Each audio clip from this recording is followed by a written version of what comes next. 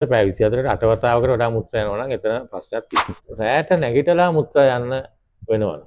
අපිට කැස්සක් ආවොත්, කිමුමක් ගියොත්, බරක් කුස්ලන්න වුණොත්, ඒ වගේ අවස්ථාවට අපේ කන්ට්‍රෝල් එකෙන් තොරව මුත්‍රා පිට වෙනවා නම් ඒක උසප් වීම නතර වුණාට පස්සේ මේක ඇති වෙන්න පුළුවන්. ගර්භාෂයට යමක් වෙනවා නම් මුත්‍රාශයටත් ඒකේ බලපෑම තියෙනවා. තියෙන ප්‍රශ්නයක් තමයි මේ පුරුෂයා තෘප්තිමත් භාවයට පත් කරන්න කාන්තාවට බැරි වෙන තත්ත්වය.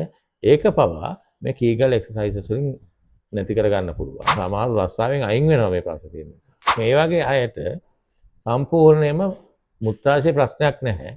තියෙන්නේ මනසේ ප්‍රශ්නයක්. එහෙනම් ඒක වෛද්‍ය විද්‍යාවටත් හොයාගන්න බැරි වෙච්ච ස්වභාවධර්මයේ විශ්ව කර්ම වැඩක්. මේ ශල්‍ය කර්ම කරලත් මේ මුත්‍රා පහ වෙන එක අඩු කරන්න පුළුවන්. මේක ප්‍රතිකාර කළ හැකි ඒ ප්‍රශ්නයක්.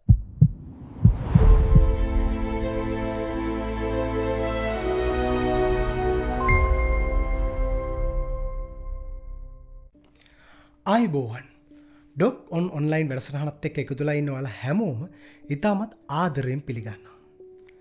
අද අපි කතා කරන්න යන්නේ සමාජයේ බොහෝ දෙනෙක් කතා කරන්න ලැජ්ජ වෙන ඒත් ඇතුලාන්තයෙන් පීඩා විඳින රෝගී තත්ත්වයක් ගැන. ඒ තමයි මුත්‍රා පාලනයක් නැතිවීම. එහෙමත් නැත්තම් යූරිනරි ඉන්කොන්ටිනන්ස් කියන සෞඛ්‍ය තත්ත්වය ගැන. මේ රෝගී තත්ත්වයෙන් පීඩා විඳින බොහෝ දෙනෙක් සමාජයට යන්න බයයි. ඒ වගේම ගමනක් බිමනක් යෑම පවා ප්‍රතික්ෂේප කරනවා. ඉතින් ඒ නිසා අද අපේ ඩොක් ඔන්ලයින් වැඩසටහනේ මාතෘකාව කරගත්තා මේ මුත්‍රා පාලනයක් නැතිකම කියන සෞඛ්‍ය තත්ත්වය ගැන. අපි බලමු මේ රෝගය අපිට තියෙනවා කියලා අපි කොහොමද හඳුනගන්නේ. ඒ වගේම මේ රෝගයට තියෙන ප්‍රතිකාර මොනවද කියලා.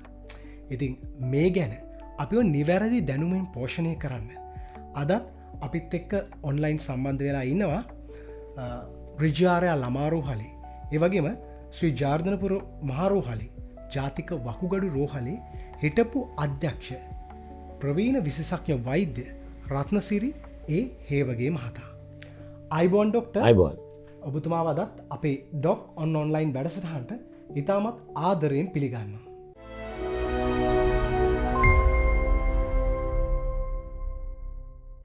ඩොක්ටර්, අද අපි කතා කරන්න යන්නේ මුත්‍රාපාලනයක් නැතිකම කියන මේ සෞඛ්‍ය තත්ත්වය ගැන. ඉතින් ඩොක්ටර්, මම මුලින්ම දැනගන්න කැමති මොකද්ද මේ මුත්‍රා පාලනය කියලා. මේ ගැන සරලව අපි මුලින්ම දැනගමු.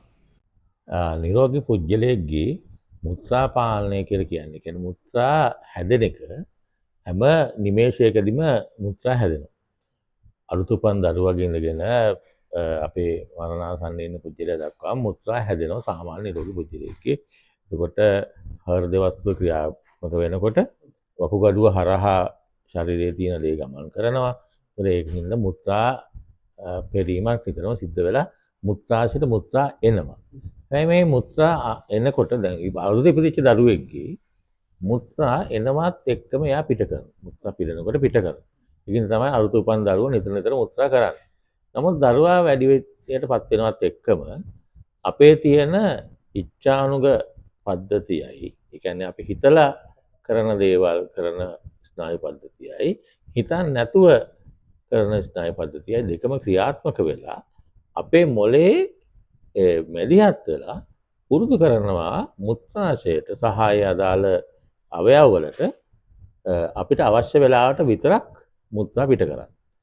ඒකින්ද තමයි දැන් මත්පැන් බොන කෙනෙක්ගේ ඒ මත්පැන් බිව්වහම අපි දන්නවා සම්පූර්ණයෙන් මොලේ ක්‍රියාකාරීත්වයත් එක්ක තියෙන සම්බන්ධය නැති වෙලා යනවා. ඒකින්ද තමයි මත්පැන් බොන පුජ්‍යල නිතර මුත්‍රා ගන්න යන්නේ. සරලව කිව්වොත්. ඉතින් අපි දිගට ඒ ගැන කතා කරමු. මුත්‍රා පාලනය වීම ඉතාම සංකීර්ණ ක්‍රමවේදයක් ඔස්සේ තමයි මුත්‍රා පාලනය වෙන්නේ. නමුත් මේ පාලනය විවිධ හේතු නිසා අපිට නැති වෙලා යන්න පුළුවන්. ඩොක්ටර්, සාමාන්‍යයෙන් නිරෝගී පුද්ගලයෙකු දවසකට මුත්‍රා පිට කළ යුතු වාර ගණන කීයද?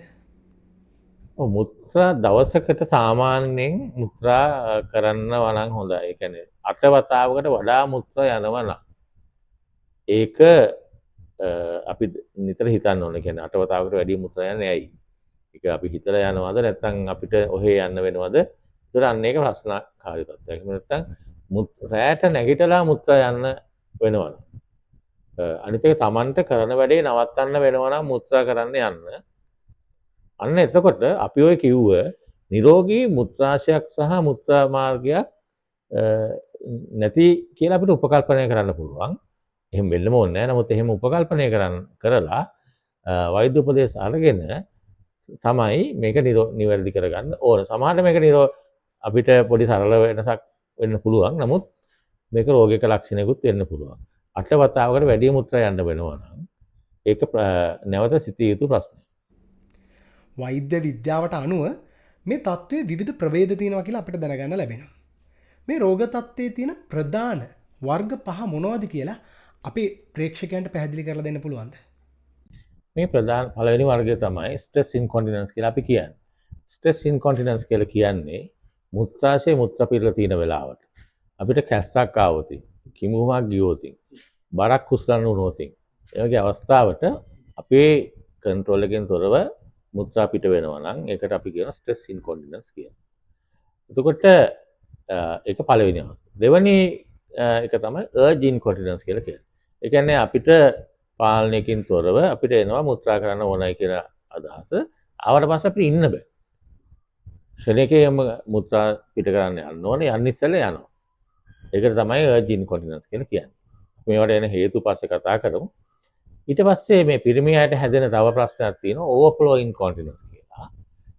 විශේෂයෙන්ම පුරස්ත ග්‍රන්ථි ප්‍රශ්න තියෙන අයට මුත්‍රාශයට මුත්‍රා ගොඩාක් පිරෙනවා. පිරෙනවට වඩා පිරිච්ච ටික සම්පූර්ණයෙන්ම ඉවත් වෙන්නේ නැහැ මුත්‍රා පිට කිරීමේදී. නිතර මුත්‍රා ටිකක් ඉතුරු කරලා තමයි මුත්‍රා කරන්නේ. ඒතර අන්නේ ඉතුරු වෙච්ච ප්‍රමාණයට තව මුත්‍රා ටික ආවම ඔන්න ආයි පිරিলা මුත්‍රා කරන්න යන්න ඕනේ නේද? ඒතකොට වැඩිපුර නිතර මුත්‍රා කරන්න යන්න ඕන. මොකද බ්ලැඩර් එකේ නිතරම මුත්‍රා ටිකක් එකතු වීම නිසා. ඒකට කියන අපි ඕවර්ෆ්ලෝ ඉන්කොන්ටිනන්ස් කියලා. ඊට අමතරව තව ප්‍රශ්නයක් තියෙනවා විශේෂයෙන් වයසක අයට. ෆන්ක්ෂනල් ඉන්කොන්ටිනන්ස් කියලා. දැන් අපිට ටොයිලට් එක විශේෂයෙන්ම වැසිකිළිය තියෙන්නේ ගොඩක් ඈතක නම් සහ ගෙදරට තියෙන එක වැසිකිළිය නම් ඒ වැසිකිළිය කවුරු හරි ඉන්නවා නම් එනාදී හේතු නිසා වයසක කෙනෙක්ට විශේෂයෙන්ම තමන්ට මුත්‍රා යන්න උවමනා වෙලාවට මුත්‍රා යන්න බැරි වීම නිසා අතරමඟ මුත්‍රා යන්න පුළුවන්. ඒක හතරවෙනි වර්ගය. පස්වෙනි වර්ගයට අපි කියන මික්ස් කියලා. මේ කියන කිව් කාරණාවලින් කීපයක් එකට තියෙනකොට අපි ඒකට හඳුන්වන මිස් ඉන්කොන්ටිනන්ස් කියලා. ඒකට ප්‍රධාන වර්ග පහක් තියෙනවා. ස්ට්‍රෙස් ඉන්කොන්ටිනන්ස්, අර්ජ් ඉන්කොන්ටිනන්ස්, ඕවර්ෆ්ලෝ ඉන්කොන්ටිනන්ස්, ෆන්ක්ෂනල් ඉන්කොන්ටිනන්ස් සහ මික්ස් ඉන්කොන්ටිනන්ස් කියලා. මේ වර්ග පහ ගැන අපි ඉදිරියේදී තව කතා කරමු. ඩොක්ටර් මේ ගැටලුව සමාජයේ ඕනම කෙනෙක්ට එන්න පුළුවන්ද? නැත්නම් මේ තත්ත්වය වැඩිපුර ඇතිවෙන්න අවදානමක් තියෙන්නේ මොන වගේ කාණ්ඩවලටද? මෙහෙමයි මේ කියන තත්ත්වය විශේෂයෙන්ම තරුණ අයට අඩුයි. මේ කියන ප්‍රශ්නේ තරුණ අයට අඩුයි වැඩිහිටි වීමේදී තමයි. ඒ කියන්නේ ළමයින්ට අඩුයි දල වශයෙන් ගත්තොත් ළමයින්ට අඩුයි වැඩිහිටියන්ට වැඩි කියලා අපිට කියන්න පුළුවන්. ඒකට වැඩිහිටියන්ගෙනුත් මෙන්න මේ කට්ටිය ගර්භණී වෙලා දරුවා හම්බ වෙච්ච උනාට ඉමීඩියට්ලි පස්සේ කියන්නේ දරුවෙක් හම්බ වෙච්ච ගමන්ම වගේ කාන්තාවන්ට මේ ප්‍රශ්න ඇති වෙන්න පුළුවන්. ඊට පස්සේ කියන්නේ ආර්තව හරණය කියන්නේ මෙනපෝස්. උසප් වීම නතර වුණාට පස්සේ මේක ඇති වෙන්න පුළුවන්. පිරිමි අයට පුරස්ත ග්‍රන්ථිය කියන්නේ අවුරුදු 40න් පස්සේ පුරස්ත ග්‍රන්ථිය විශාල වීමක් සිද්ධ වෙනවා. ඒ අයට අර අපි කිව්ව ඕවර්ෆ්ලෝ ඉන්කොන්ටිනන්ස් එක සිද්ධ වෙන්න පුළුවන්. ඊට අමතරව දියවැඩියාව තියෙන අයට ශරීරයේ තරබාරු නම් මේක ඇති වෙන්න පුළුවන්. ඒකට ඒ වගේ කාණ්ඩවලට තමයි වැඩිපුර ඇති වෙන්නේ. සාමාන්‍යයෙන් ගත්තොත් මේක වයසට ගියාම වැඩි තරුණ අයට වඩා කියලා අපිට කියන්න පුළුවන්. ඩොක්ටර් කෙනෙකුට මේ රෝග ලක්ෂණ තියෙනවා කියලා දැනුණොත් වෛද්‍යවරයෙක් ළඟට ගියාම මේ රෝගේ නිශ්චිතව අඳුනගන්න කරන පරීක්ෂණ මොනවද? ඒතර පරීක්ෂණ ගත්තොත් ගොඩක් සීරීස් එකක් තියෙන පරීක්ෂණ. පළවෙනියටම අපි බලනවා ඒ රෝගියට මුත්‍රා ආසාදනයක් තියෙනවද කියලා. එකක් තමයි මුත්‍රා ආසාදන මෙම රෝග තත්ත්වයට හේතු වෙන්න පුළුවන්. සහ මෙම රෝග තත්ත්වය මුත්‍රා ආසාදන වලට හේතු වෙන්න පුළුවන්. හින්දා මුත්‍රා ආසාදනයක් තියෙනවද නැද්ද යන්න නිශ්චිත කර ගැනීම අංක 1 වෙනවා. ඊට පස්සේ අපි බලනවා මෙම මුත්‍රා ආසාදනයක් නැත්තම් එතකොට මෙයාගේ මුත්‍රා පිටවීම මොන කියන අපි අර කිව්ව කාණ්ඩ පහෙන් මොන කාණ්ඩයටද මේ මුත්‍රා පිටවීම අයිති වෙන්නේ කියලා. එහෙම අරගෙන මේ වෙන් කරලා ගන්නවා ඒ කාණ්ඩ පහට. වෙන් කරලා ගත්තට පස්සේ අපි ඒ එක් එක් කාණ්ඩයට කරන්න ඕන පරීක්ෂණ තියෙනවා. ඒ පරීක්ෂණ කරනවා. ඉතින් ඒකෙදී මේ පරීක්ෂණ තමයි අල්ට්‍රාසවුන්ඩ් ස්කෑන් පරීක්ෂණයක් අපි කරනවා. ඒකට අපි කියන්නේ ultrasound scan KUB kidney ureter bladder KUB කියලා එකක් කියනවා. එතකොට මේ පරීක්ෂණයට යන්න ඕනේ මුත්‍රා කරන්නේ නැතුව වතුර බීලා මුත්‍රා අල්ලගෙන තමයි යන්න ඕන. එතකොට ඒ වෛද්‍යවරු පරීක්ෂණය කරනවා. පරීක්ෂණය කරලා මුත්‍රා පිට කරන්න කියනවා. මුත්‍රා පිට කරන්න කියන්නේ මැෂින් එකකට. ඒ කියන්නේ තරාදියක් වගේ මැෂින් එකකට. ඒකට මුත්‍රා පිට කරාම අපි ඒක ඒ තරාදියෙන් ග්‍රාෆ් එකක් අපිට ඇදෙනවා. මොන වෙන සාමාන්‍ය කෙනෙක්ට ග්‍රාෆ් එක අපි ගාව තියෙනවා. රෝගය තියෙනකොට එතකොට ඒකෙත් අතර ඒ වෙනස අපි බලා ගන්න පුළුවන්. ඒ ග්‍රාෆ් එක ඇඳෙනවා ඇත්තට මේක කොමඩ් එකට හයි කරලා තියෙන්නේ.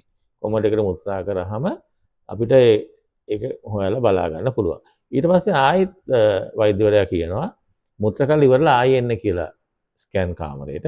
ස්කෑන් කාමරයට ගියාම නැවත පරීක්ෂා කරලා බලනවා කොච්චර මුත්‍රා ඉතුරු වෙලා තියෙනවද කියලා. ඒකෙන් අපිට දැනගන්න පුළුවන් මුත්‍රා පිටවීමේ ප්‍රමාණය.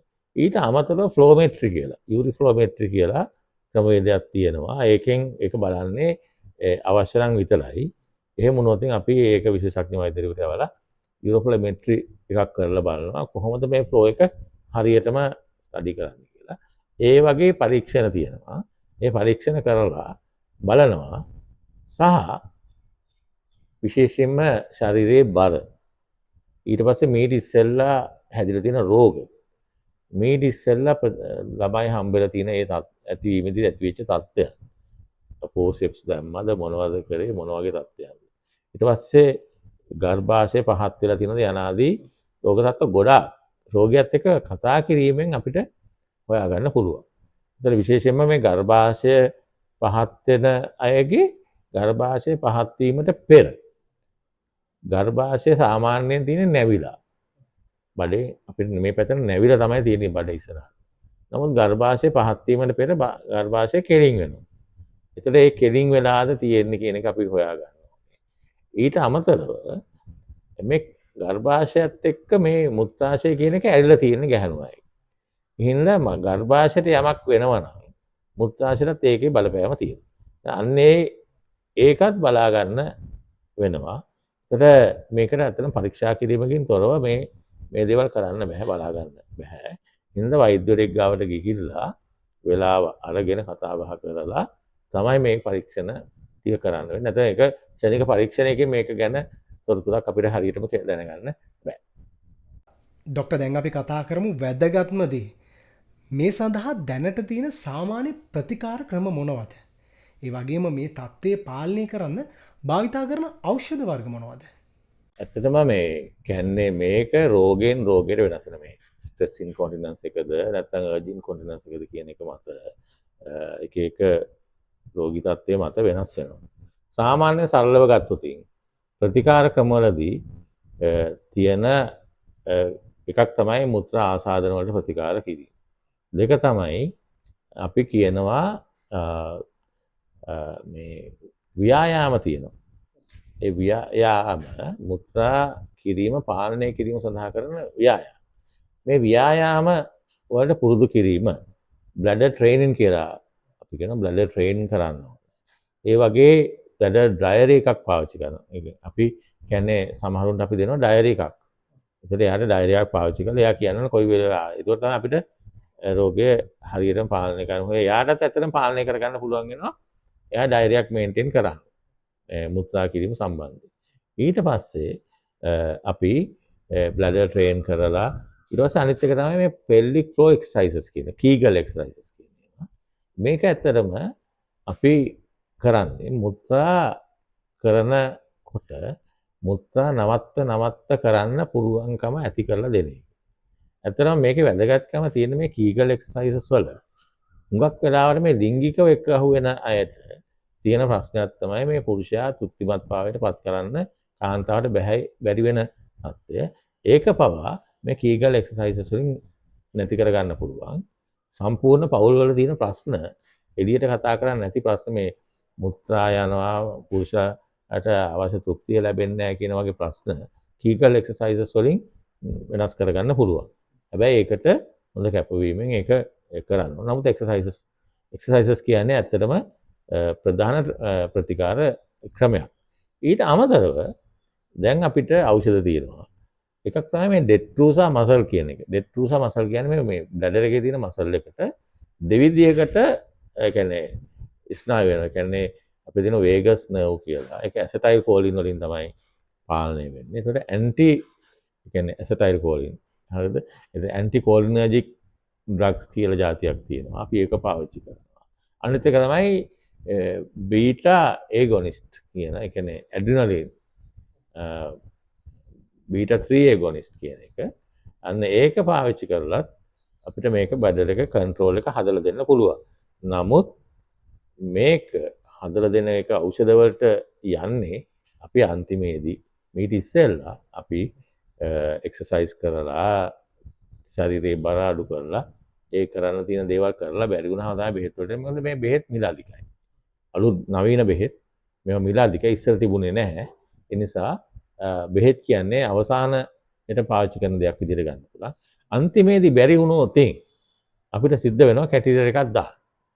කැටිටර් එකක් දාලා ඒක ක්‍රෑම් කරන්න. ක්‍රෑම් කරලා රෝගියාට දෙනවා. අදාළ පුජ්‍යලයට දෙනවා. ওই ක්‍රෑම්ප් එක ඇරලා යුරින් පාස් කරන්න. ඒක අවසාන එක වෙන කරන්නම දෙයක් නැත්නම් අපිට කරන්න වෙන්නේ කැටිටර් එකක් දාලා ක්‍රෑම් කරලා දෙනවා. එතකොට ඒ කැටිටර් එක හංගලා වගේ තියාගන්නවා. ක්‍රෑම්ප් එක අතාරිනවා මුත්‍රා බර ආවම ටොයිලට් එකට ගිහලා ආයෙ ක්‍රෑම්ප් කරගෙන එනවා. අපහු ඒ විදිහට එහෙම ක්‍රමයකට අන්තිමේදී යන්න වෙනවා. වෙන කිසිම ක්‍රමයක් නැත්නම්. එකම දේ තියෙන්නේ මේ කියන தත්ත්වය තියාගෙන සෆර් කර කර ඉන්න එපා. ඇඟේට මුත්‍රා ගියාම එකක් ශරීරය අපිරිසිදු වෙනවා. ශරීරයට වෙන රෝග එන්න පුළුවන්. හැමේ රෝග එන්න පුළුවන්. එතකොට ඒක නතර කරගන්න වෙනවා ඒකෙන්. එතකොට ඒක එකක්. දෙවෙනි එක තමයි නිකන් අපිරිසුදු තත්ත්වය නිසා අපි එළියට යන්නේ නැහැ. සමාජයෙන් මුළු ගැන්වෙනවා. මානසික රෝග වලට පත් වෙන්න පුළුවන්. ඒ නිසා මේකට බෙහෙත් තියෙනවා. වෛද්‍යරත් එක්ක කතා කරන්න එක අත්‍යවශ්‍යයි. හින්දා ලැජ්ජ වෙන්න එපා. මට කියන්න තියෙන්නේ ලැජ්ජ වෙන්න එපා. වෛද්‍යරත් එක්ක කතා කරන්න. වෛද්‍යරු මේක ගැන දන්නවා. සුසුකම් තියෙන වෛද්‍යරු මේක ගැන හොඳින් දන්නවා. ඔවුන් ඒක ගැන කතා කරලා ප්‍රතිකාර කරන්න පුළුවන්. ඔබටත් කියවන්න පුළුවන් මේ ගැන. හින්දා තමන් දැනුවත් වෙන්න, ඒ වගේම වෛද්‍ය ප්‍රතිකාර ගන්න, සමාජයේ මුළු ගැන්වෙන්න එපා මේ ප්‍රශ්න තියෙනවා කියලා. මම දන්නවා සමහර අය ගමන් බිමන් යන්නේ නැහැ මේ ප්‍රශ්නේ තියෙන නිසා. සමහර රස්සාවෙන් අයින් වෙනවා මේ ප්‍රශ්නේ තියෙන නිසා. නිසා මේක එහෙම කරගන්න ඕන එකක් නෙවෙයි. මේක ප්‍රතිකාර තියෙනවා කතා කරන්න. සමහර එක වෛද්‍යරයෙක් එක්ක ගිහිල්ලා හරි ගියේ නැති හින්දා මේ තත්ත්වයටපත් වෙන්න පුළුවන්. එහෙමනම් එතන වෙන වෛද්‍යරයෙක් ගාවට යන්න. ඒ වෛද්‍යවරයාට කරන්න පුළුවන්. මේක කරන්න පුළුවන් කියන එක තමයි මට කියන්නේ. ඔබතුමා කලින් කිව්වා ප්‍රතිකාරවලට කලින් මේ මුත්‍රා පාලනය කිරීමකින් මේ රෝගය හොඳ කරගන්න පුළුවන් කියන කාරණය ගැන.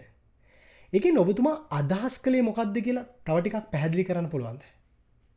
සාමාන්‍යයෙන් දල වශයෙන් කිව්වොත් දල වශයෙන් දවසකට පැය 24ට 8 වතාවකට වඩා මුත්‍රා යනවා නම් එතන ප්‍රශ්නයක් තියෙනවා. ඒකින්ද 8 වතාවකට වඩා අඩු කරගන්න පුළුවන් නම් Tamanne තනියෙන් කියන්නේ බ්ලැඩර් ට්‍රේන් කරගන්න පුළුවන් නම්.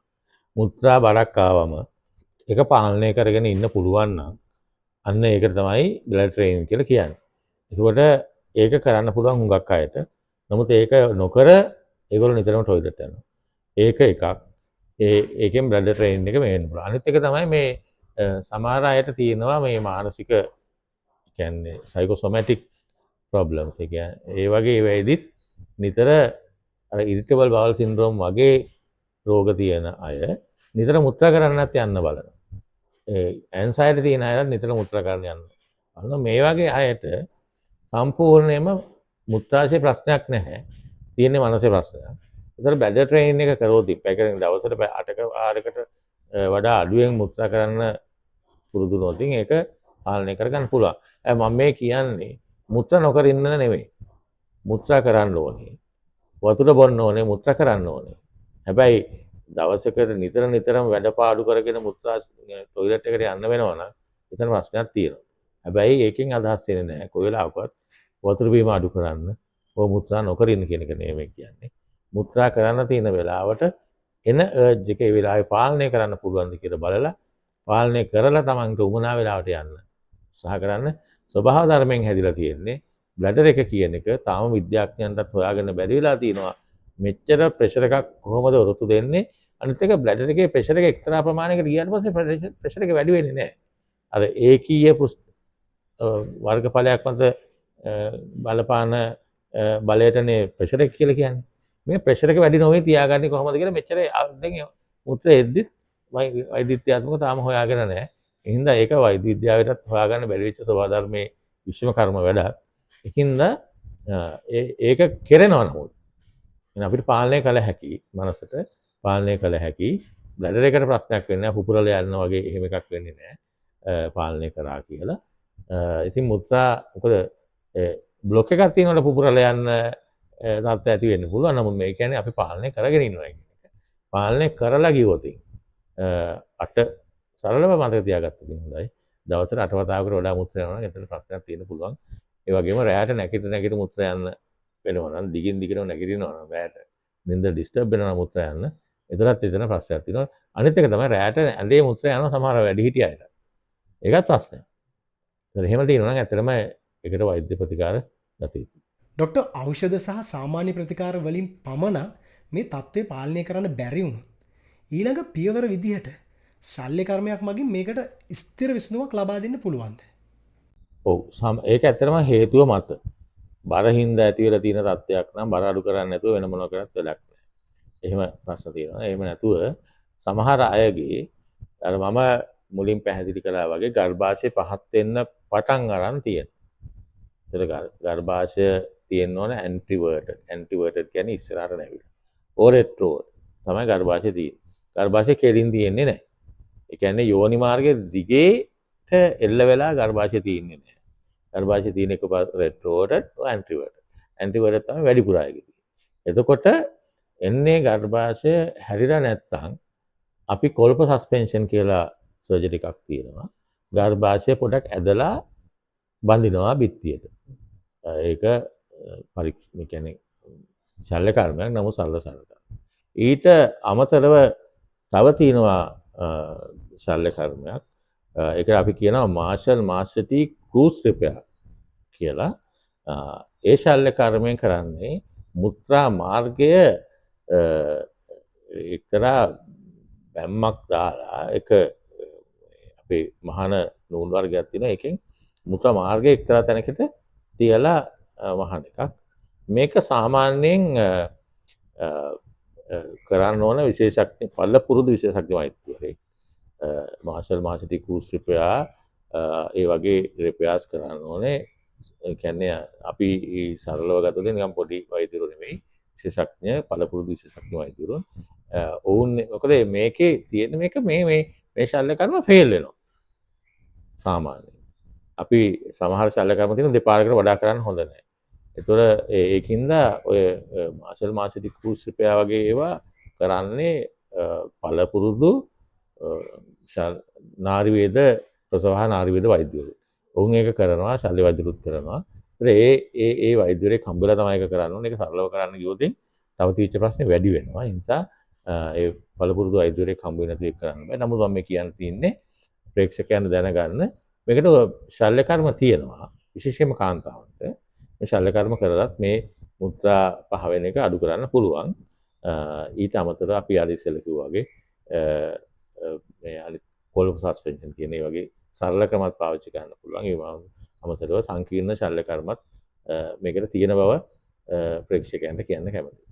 ඩොක්ටර් මේ මුලින් සඳහන් කරපු අර කැතීටරයක් මාර්ගයෙන් කරන ප්‍රතිකාරය ගැන තා චුට්ටක් පැහැදිලි කරන්නකෝ. ඇත්තටම කැතීටරයක් දාන එකෙන් අපි කරන්නේ කැතීට එක දාලා අපි කැතීට එකට පිටින් වතුර ප්‍රමාණයක් යවලා කැතීට එක ඇදෙන එක නවත්තනවා. ඒ තමයි කැතීට එකක් දානවා කියලා කියන්නේ. ඒක සිලිකන් කැතීට එකක් වෙන්න පුළුවන්, රබර් කැතීට එකක් වෙන්න පුළුවන්. සාමාන්‍යයෙන් දැන් අපි කියන්නේ සිලිකන් කැතීටර්ස් ගන්න කියලා. මොකද ඉන්ෆෙක්ෂන්ස් යන ප්‍රමාණය අඩු වෙන නිසා සිලිකන් කැතීට එකක් දාලා ඒකට වතුර එක්තරා ප්‍රමාණයක් තියෙනවා. ඒ වතුර ප්‍රමාණය ඇතුළු කරාම ඒක ඇදිලා එන්නේ නැහැ. ඒතර මේක මුත්‍රාශයේ රැඳිලා තියෙනවා කෙලවර. මේ කෙලවරෙන් මුත්‍රා ඒතර ඇතුලේ අපිට මුත්‍රා කරන්න ඕන වෙනකොට මුත්‍රා යන්නේ නැහැ. මොකද අපි මුත්‍රා මාර්ගයේ හිර කරලා තියෙන්නේ අර වතුර ඉන්ජෙක්ට් කරලා. ඒතර ඒ හිර කරලා තියෙන හින්දා වතුර ලීක් වෙන්නේ නැහැ. එතකොට අර ලීක් වෙවි තිබිච්ච ප්‍රශ්න නැති වෙනවා. එතකොට අපි කරන්නේ අපි මේ ක්ලෑම් කරලා දෙනවා. එදාට ක්ලෑම්ප් එක අරින්න පුළුවන් තනියෙන්. එතන ක්ලෑම්ප් කරලා දෙනවා. ක්ලෑම්ප් එක අරගන්න කියනවා টয়ලට් එකට ගිහිල්ලා. ඒක කරන එක සාමාන්‍යයෙන් ඒක කියන්නේ කැති ටිකක් දාගෙන ඉන්නකොට කරදරයින් එහෙම ප්‍රශ්නයක් තියෙනවා. සහ ලිංගික ක්‍රියාවලියට ඒක ප්‍රශ්නයක් වෙන අවස්ථා තියෙනවා. ඒ හැරෙන්න නමුත් වෙන කරන්න ක්‍රමයක් නැත්නම් සමාජයෙන් කොන් වෙලා පැත්තකට වෙලා ඉන්නවා නම් ඒක උනත් ඒක කරගන්න එක කමක් නැහැ. නමුත් ඒකත් ඒක එක ක්‍රමයක් විදිහට අපිට හඳුන්වලා දෙන්න පුළුවන්. ඩොක්ටර් දැන් රෝගයක් හැදුනට පස්සේ ප්‍රතිකාර ගන්නවට වඩා හැදෙන්න කලින් වළක්ව ගන්න එක වැදගත්නේ. අපිට අපේ එදිනෙදා ජීවන රටාව තුළින් මේ තත්ත්වය වළක්ව ගන්න පුළුවන් ක්‍රම තියෙනවද ඩොක්ටර්? ඔව්.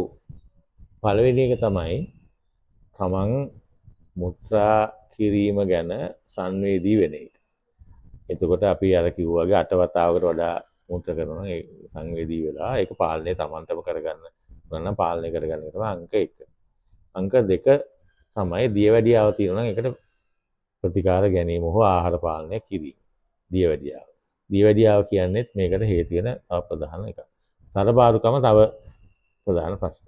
අනිත් එක දිගුකාලීන කැස්ස. දිගුකාලීන කැස්ස හර්නියා හැදෙන්න හේතු වෙන වගේම ස්ට්‍රෙස් ඉන්කොන්ටිනන්ස් එකටත් හේතු වෙනවා. එතකොට සාමාන්‍යයෙන් මෙනෝපෝස් වලින් පස්සේ ගෑනු කෙනෙක් දිගුකාලීන කැස්සකට භාජනය වෙනකොට එයාට සමහර වෙලාවට අර ප්‍රශ්නේ තියෙනවා මේ ප්‍රශ්නේ තියෙනවා. කැස්ස දිගුකාලීනයි ඒ වගේම මුත්‍රා පිට වෙනවා. නිසා තරබාරුකම අඩු කර ගැනීම නිතර ව්‍යායාම වල යෙදීම තමන්ගේ අර බැඩර් ට්‍රේනින් එකක් තමන් කිරීම තනියෙන් කරලා ඕනරලා මුත්‍රා කරන්න යන්නේ මේ පුරුද්දක් තිබුණා ඒක ඉතර ප්‍රමාණයකට පාලනය කිරීම වගේ දේවල් වලින් මේ රෝග තත්ත්වයට යාම අඩු කර ගන්න පුළුවන්. ඩොක්ටර් අපේ වැඩසටහනේ අවසාන ප්‍රශ්නය මම මේ විදිහට යොමු කරන්න. සමාජයට මුහුණ දෙන්න බැරුව මේ රෝගය නිසා ලැජ්ජාවෙන් ඒ වගේම බයින් පීඩාවෙන් ඉන්න අපේ ප්‍රේක්ෂකයන්ට ඔබතුමා ලබා දෙන අවසාන පණිවිඩය මොකක්ද? ඇත්තටම මේ මුත්‍රා පාලනය නැතිවීම කියන එක ලැජ්ජ වෙන්න ඕන ප්‍රශ්නයක් නෙවෙයි. මේක ප්‍රතිකාර කළ හැකි ඒ ප්‍රශ්නයක්. රෝගයකට වඩා තත්ත්වයක් කියලා අපිට කියන්න පුළුවන්. මේක 95 දෙනෙකුට වගේ සම්පූර්ණයෙන්ම ඉවර කරලා දාන්න පුළුවන් දැඩි දේවල් කරන්නේ නැතුව. නමුත් ප්‍රශ්නේ තියෙන්නේ හුඟක් අය බයයි. ලැජ්ජයි වෛද්‍යවරයෙක් ගාවට යන්න. එහෙනම් ඔබේ වෛද්‍යවරයා ගිහිල්ලා හමු වෙන්න. හමු වුණාම වෛද්‍යවරයාට පැහැදිලිව කියන්න මට මෙහෙම ප්‍රශ්නයක් තියෙනවා කියලා. ඊට පස්සේ වෛද්‍යවරයා පරීක්ෂා කරලා බලලා කතාව අහලා බලලා ඔබගේ ප්‍රශ්නෙට උත්තරයක් ලබා දෙනවා. මේක ප්‍රතිකාර කර හැකි තත්ත්වයක් මිස සමාජයෙන් කොන් වෙන්න ඕන කාරණාවක් නොවනවා තමයි මට අවසාන වශයෙන් ප්‍රකාශ කරන්න පුළුවන්. බොහොම ස්තුතියි ඩොක්ටර්. බොහොම ස්තුතියි. අද අපි කතා කරේ සමාජයේ බොහෝ දෙනා කතා කරන්න පසුබට වෙන ඒත් අනිවාර්යෙන්ම කතා කළ යුතු මාතෘකාවක් ගැන. ඉතින් ඩොක්ටර් ඔබතුමාගේ කාර්ය බහුල කාලය අතරතුර අපේ මේ ඩොක් ඔන්ලයින් වැඩසටහනට සම්බන්ධ වෙලා ලබා දුන්න මේ වටිනා දැනුවත් කිරීමට ඔබතුමාට මම නැවත වතාවක් මගේ ස්තුතිය පුද කරනවා. ඉතින් ප්‍රේක්ෂක ඔබටත් මතක් කරනවා මේ මුත්‍රා පාලනයක් නැතිවීම කියන්නේ ලැජ්ජවිය යුතු කාරණයක් නෙවෙයි. ඔබත් මේ රෝගී තත්ත්වයෙන් පීඩා විඳිනවනම් වෛද්‍යතුමා කිව්ව වගේ මේවට ප්‍රතිකාර තියෙනවා. මුලින්ම ව්‍යායාම මගින් ඊට පස්සේ ඖෂධ මගින් එහෙමත් නැත්නම් ශල්‍ය කර්මයකින් හරි මේ රෝගය හොඳ කරන්න පුළුවන්. ඉතින් මේ සමාජයේ ඉන්න තවත් අය මේ රෝගයෙන් පීඩා විඳිනවනේ. ඒ නිසා ඔබටත් පුළුවන් මේ වීඩියෝ එක ඒ අය අතර ෂෙයා කරලා ඒ අයවත් මේ පිළිබඳ දැනුවත් කිරීමක් කරන්න. ඉතින් අද දවසේ සමුගන්නවා. ලබන සතියේ නැවතත් මේ වගේම සෞඛ්‍ය ගැටලුවකින් අපි හමුවෙමු. ඔබ සැමට නිරෝගී දිවියක් ප්‍රාර්ථනා කරනවා.